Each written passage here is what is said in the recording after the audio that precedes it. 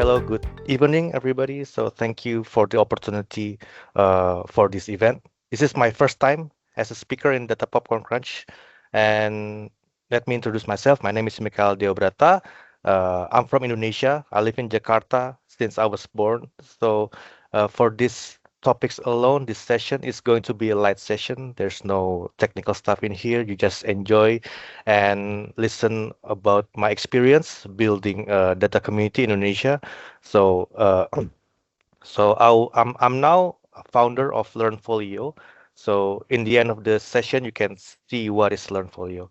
But I've been learning about data just recently. It's not a long time ago. Just learned data in 2021.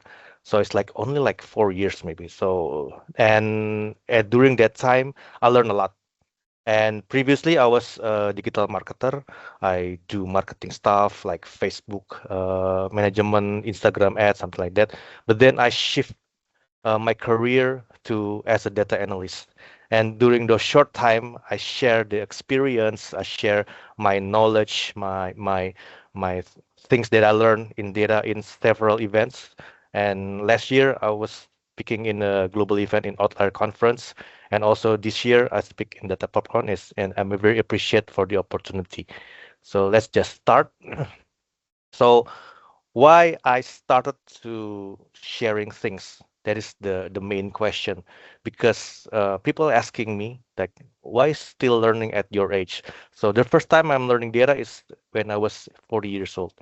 So now I'm almost 45, and people keep questioning, asking me like, you're already 40, why you still need to learn? And why just not sit back and take a vacation, something like that. But I'm thinking that I need to improve myself.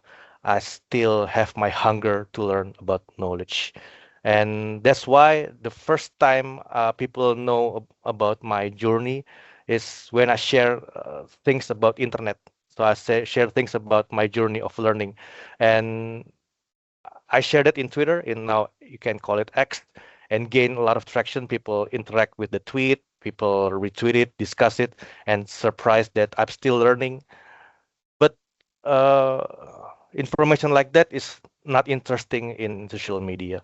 People only, yeah, they kind of see it's inspire, but just that people don't want to follow anymore if I just keep giving some positive information, positive story. That's why in Indonesia there's a word julid. It means salty. So if there's someone someone that you hate, you give a salty comment to them, it's julid. If there's some issue that is makes you disappointed, you salty to that conversation, it called julid. And Indonesia known as a noisy people in the internet. We known as very loud. We talk a lot in internet. We discuss, we debate, we attack people, we insult in public space. I mean, in internet, in social media. That's why in in this environment, Indonesia, social media is full of hate comments. It's full of debate, full of controversy. And at the first, I kind of step back. I kind of give space. I kind of avoiding those kind of space, those this negative space. But I'm thinking if I keep avoiding myself from the conversation, how I can uh, spread awareness about how I learn. You know? So I need to go into that conversation and share something that is useful for them. That's why I'm thinking that why I'm not just go into those space but gave them a different perspective. So I'm not going to enter that space and insulting people. No, I'm just giving a different perspective about some issues. For example, last year, there was an election in Indonesia, a presidential election. And one day before the election, exactly one day, one documentary released about the allegation of electoral fraud. So there's an allegation that one candidate using all they can to win the election, and they won it by a landslide, like almost 60%.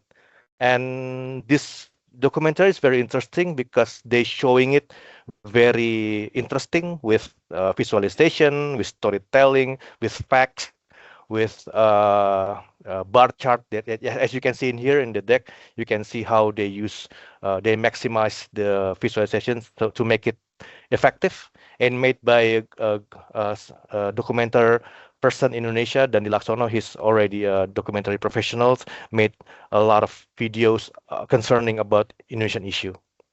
And what I'm thinking that at that time, instead of me insulting the candidate, instead of me just angry about the situation, why not uh, I open conversation about this?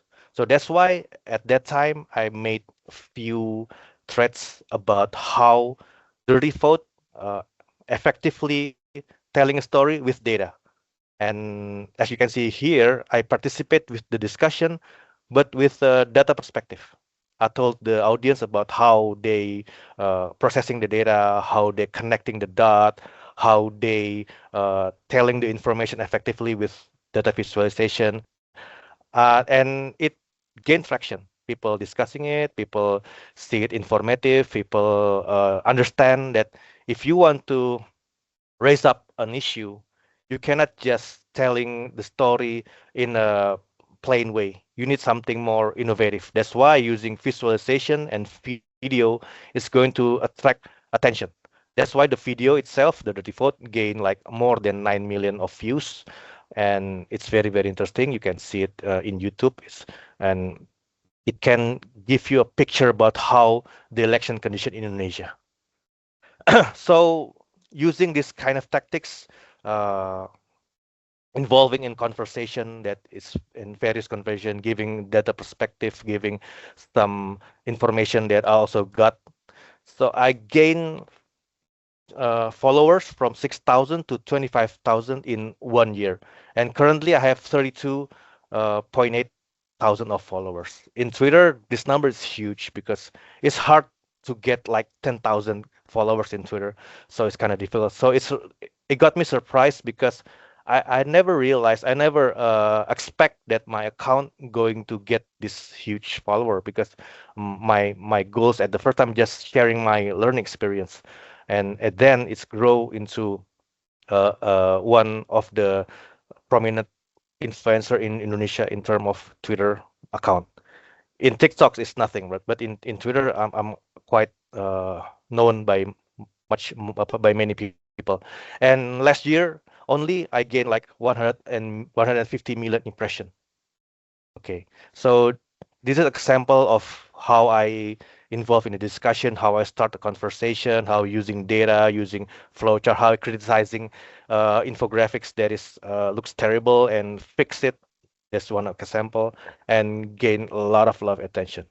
But this is only my side of as me as an influencer. And at that time, I'm thinking that what if me not only be a person that is no that is a data enthusiast, why not me giving opportunity for more people to learn? So I learned a lot in the past like 4 years, but how can I leverage more so more people can learn like me? So they don't think that they're late. So I'm 30, I'm late to learn data. No, I'm 40, so I'm later than you. So that's why I set a new goals at that time. I want to improve more. I want to influence more people. I want to make them learning just like me. So I want to give them opportunity. That's why I'm uh, at that time. I believe that I can do that because I was a mentor in one event in Indonesia. It's a huge event, like 300 participants, containing like 20 teams, and it has some competition there. For each team, they must submit their data project, and I'm a mentor for two teams, and one of the team reached number one as a winner. So they have like several categories. They achieve two winning category. So one of them is the highest level of the first place in the Captain project.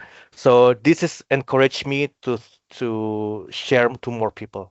So I'm thinking, what if I made by my own? What if I share my knowledge independently without using other organizations such as Generasi Gigih Mentorship? So at that time, I initiate one event called SEP2 Tableau. So it's a free workshop for people in Indonesia to learn about Tableau, to learn about how they can tell a story through data, through visualization, through storytelling.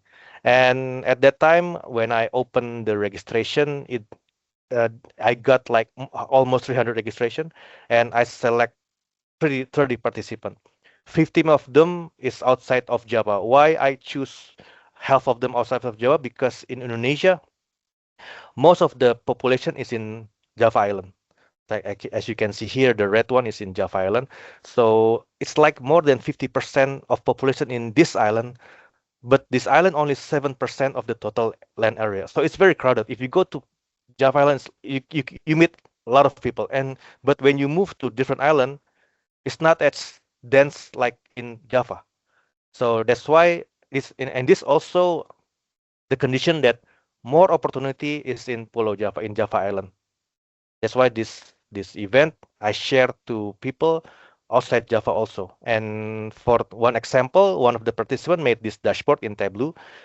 It's telling a story about the sanitation problem in Indonesia, the housing.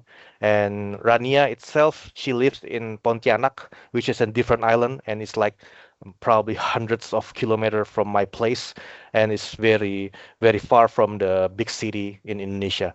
And this is the first time of her creating a dashboard using spider chat. I encourage her to make as many as to experiment as many as thing as she can, and she made this.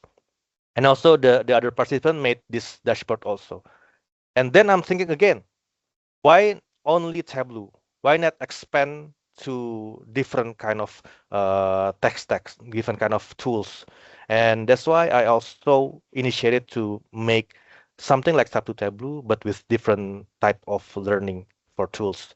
And this I gain like almost 1,000 of participants for all of the cohorts for all of the workshop, and I mix. So some of them is free, and some of them also paid course. And even though it's a paid course, it's actually kind of very reachable because, for example, for the Looker Studio mini workshop, the fee is around 10 USD, like yeah, 10 USD for 4 sessions. So it's kind of cheap for because if I charge more than that, people not going to enter. I'm bringing barrier to them. I get keep this learning for people. So that's why I made it quite reachable.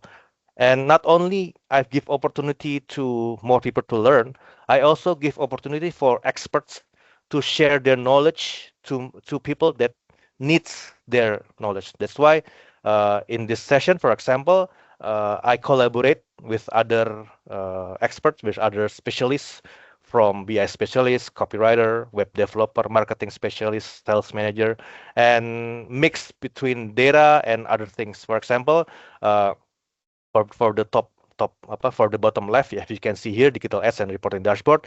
The information, the knowledge is about digital marketing and data. And for tomorrow, I also going to launch a webinar, free webinar, a free mini workshop about Canva with one of my with my wife, talking about how Canva can make can make a data reporting. So it's going to be interesting. And this initiative is not also about educating more people, but also providing a platform and introduce them for experts.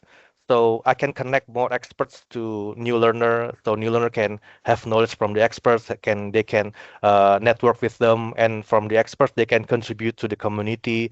So I'm kind of connecting those dots because sometimes people in Indonesia that's living outside of Java, they don't know where to learn about the knowledge. That's why I need experts to collaborate with me. Usually they want to do it because again contribute to the community. And also another activity I made is when in October last year I made a data challenge. It's a competition, small competition when they got some data books and for the price. And I encourage participants to create data visualization about Indonesian issue. So the issue is vary from unemployment issue, healthcare, human trafficking, and I not only they can submit their works, but also I'm mentoring them on how to make effective visualization. And some of the participants made some great visualization, great story. For example, here this is a different person, yeah, different visualization. For the left one is about human trafficking crisis in Indonesia. The right one about corruption. They share it to Twitter and LinkedIn, and they also learn new things about how to make a good infographics, how to present the data, how to choose the visualization. I'm mentoring them day by day. And all of this is not only me telling story about how I can be an influencer. That's not important. The most important thing is I want to share things to more people. I want to help people to understand how they can learn about the data because data is important for them for them to grow, for them to look for a job, for them to solve their own problem. And at that time, I also think that the community is the social media itself is a community. It's a huge community for people to learn. They just can join the platform, follow my tweet, and they can participate for every event that they can participate. And also at the same time, I also help growing data community in Indonesia as a founder. But and they call Pelajar Data. Pelajar Data means student data student, and it's already have like 3,000 member. I'm not organizing it day by day, but I also encourage people there using my content, using my ebooks, using workshop so they can join, so they can learn also from me. I also looking expert from this community to collaborate. So for example, this event also collaborate with Pelajar Data. So that's it. So I also share this content in global audience so they can see that when you going to build a community, when you want more people to learn about data visualization tools, you need a huge platform that people can enter without any barrier. If you're going to make something like registration, they are not going to enter that. But if you want to make it open in like social media, like in Twitter, like in LinkedIn, people going to see the content daily. They're going to follow my account. They're going to see the updates from me, learning because I keep sharing contents through my platform. I keep sharing about how to make a chart, how to make how to clean the data.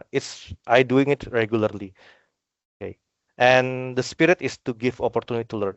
And I keep doing it, although this year probably not as much, not as many as last year, but still doing a lot of things this year. I still made workshop, free webinars, also still be in the community, sharing things, inspire them, ask them, encourage them to write a data project and open to gathering, something like that.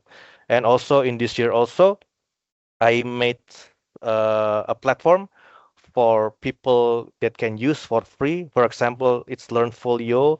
So as you can see here, they can, use this to choose the color.